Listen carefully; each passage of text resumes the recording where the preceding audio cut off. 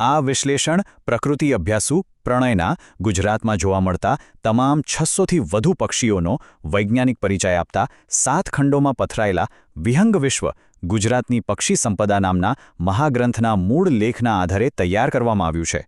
લેખકના ક્ષેત્રકાર્ય, વૈજ્ઞાનિક સંશોધનો અને સંદર્ભ સાહિત્યના ઉપયોગથી માહિતીને વૈજ્ઞાનિક રીતે સચોટ બનાવવા પૂરતો પ્રયત્ન કરવામાં આવ્યો છે. આમ છતાં આ એક AI જનરેટેડ વિડિયો હોવાથી જો કોઈ ક્ષતિ રહી ગઈ હોય તો તેને ક્ષમ્ય ગણવા અને કોમેન્ટ દ્વારા ધ્યાન પર લાવવા વિનંતી. તો મિત્રો, આજના આ ખાસ વૈજ્ઞાનિક વિશ્લેષણમાં તમારું સ્વાગત છે. આજે આપણે પ્રકૃતિના એક અત્યંત રહસ્યમય અને આકર્ષક સર્જન એટલે કે રતુબડી કોયલ વિશે એવી વાતો જાણીશું જે ભાગ્યે જ કોઈને ખબર હોય. જેમ તમે જાણો છો એમ આ સમગ્ર વિશ્લેષણ વિહંગ વિશ્વ જેવા એકદમ સચોટ અને વૈજ્ઞાનિક મહાગ્રંથ પર આધારિત છે. એટલે આપણે આ પક્ષીની દુનિયાને બિલકુલ વૈજ્ઞાનિક તથ્યો સાથે પણ એકદમ રસપ્રદ રીતે સમજવાના છીએ. તો ચાલો આ રોમાંચક સફર શરૂ કરીએ. આજના આ વિશ્લેષણમાં આપણે મુખ્ય 5 બાબતો પર નજર કરીશું. તેની વૈજ્ઞાનિક ઓળખ, શારીરિક રચના, તેનું રહેઠાણ અને આહાર, પ્રજનન પદ્ધતિ અને અંતે તેની વર્તણૂક અને અવાજ. બસ આટલી જ વસ્તુઓ આપણે કવર કરવાની છે. તો શરૂઆત કરીએ આપણા પહેલા વિભાગથી, વૈજ્ઞાનિક ઓળખ. કોઈ પણ જીવને ઊંડાણથી સમજવો હોય તો તેનો ઇતિહાસ જાણવો બહુ જરૂરી છે, ખરું ને?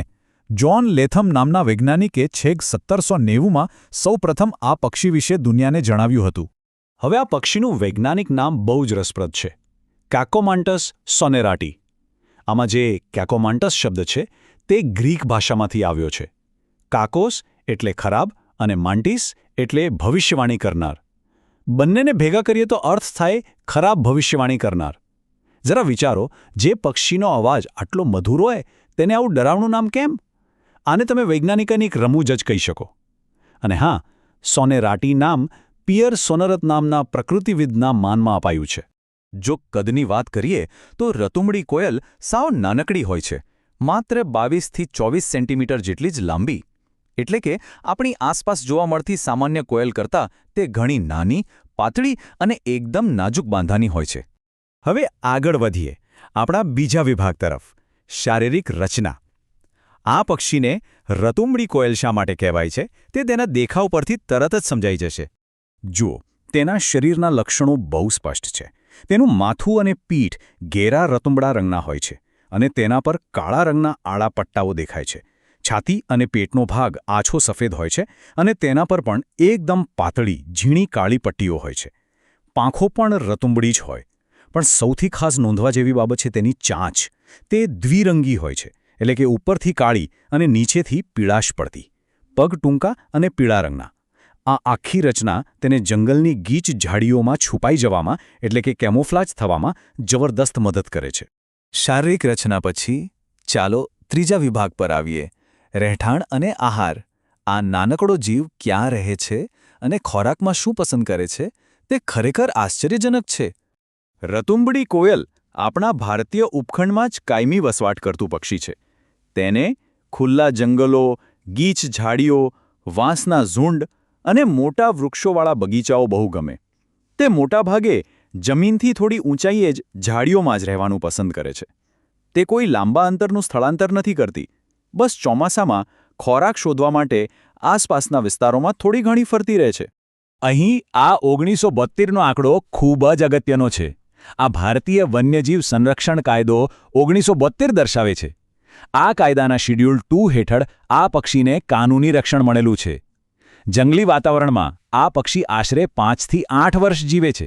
અને રાહતની વાત એ છે કે IUCN દ્વારા તેને લીસ્ટ કન્સર્ન એટલે કે ઓછામાં ઓછું જોખમ ધરાવતી શ્રેણીમાં મૂકવામાં આવી છે. પણ અહીં મારે તમને એક બહુ જ મોટો સવાલ પૂછવો છે. જંગલના મોટાભાગના પક્ષીઓ જે શિકારથી દૂર ભાગે છે, આ ચોક્કસ કોયલ એ જ શિકાર શા માટે શોધે છે? એવું તો શું ખાય છે આ પક્ષી? અને તેનો જવાબ છે ઝેરી રૂંવાટીવાળી ઈયળો. હા, બિલકુલ સાચું સાંભળ્યું તમે. મોટાભાગના પક્ષીઓ વાળવાળી એટલે કે રૂંવાટીવાળી ઈયળોને જોતા દૂર ભાગે છે કારણ કે તે ઝેરી હોય છે. પણ આ રતુબડી કોયલ ખાસ શોધી તેનો જ શિકાર કરે છે. પ્રકૃતિમાં આ પ્રકારનું અનુકૂલન એટલે કે એડેપ્ટેશન અસાધારણ કહેવાય અને આના લીધે જ જંગલની ઇકોસિસ્ટમનું સંતુલન જાળવવામાં તેનું બહુ મોટું યોગદાન છે. હવે વાત કરીએ એક એવી વર્તણૂકની જે કોયલ પ્રજાતિની સૌથી પ્રખ્યાત કે કદાચ કુખ્યાત આદત છે. વિભાગ 4 પ્રજનન, ખાસ કરીને પરોપજીવી પ્રજનન. તમને જાણીને નવાઈ લાગશે કે આ પક્ષી ક્યારેય પોતાનો માળો બનાવતું જ નથી. પ્રજનન માટે તે સંપૂર્ણપણે બીજા પક્ષીઓ પર આધાર રાખે છે. ભારતમાં તે મુખ્યત્વે શૌબિગી એટલે કે કોમન આયોરા, બુલબુલ અને ફૂદકીના માળાઓમાં ચૂપચાપ પોતાના ઈંડા મૂકી આવે છે. ઈંડા સેવવાની અને બચ્ચાને ઉછેરવાની તમામ જવાબદારી પેલા બિચારા યજમાન પક્ષીઓની. પરોપજીવી પ્રજનનની આ પદ્ધતિ થોડી ક્રૂર ચોક્કસ લાગે, પણ તે પ્રકૃતિની એક જટિલ અને અદ્ભુત વાસ્તવિકતા છે. અને હવે આપણે પહોંચી ગયા છીએ આ વિશ્લેષણના અંતિમ પડાવ પર. વિભાગ 5 વર્તણૂક અને અવાજ. જો તમે જંગલની સફરે જાઓ તો આટલા શરમાળ અને એકાંતપ્રિય પક્ષીને કેવી રીતે ઓળખશો? જો પાંદડાઓની વચ્ચે તેને જોવી તો લોઢાના ચણા ચાવવા જેવી વાત છે.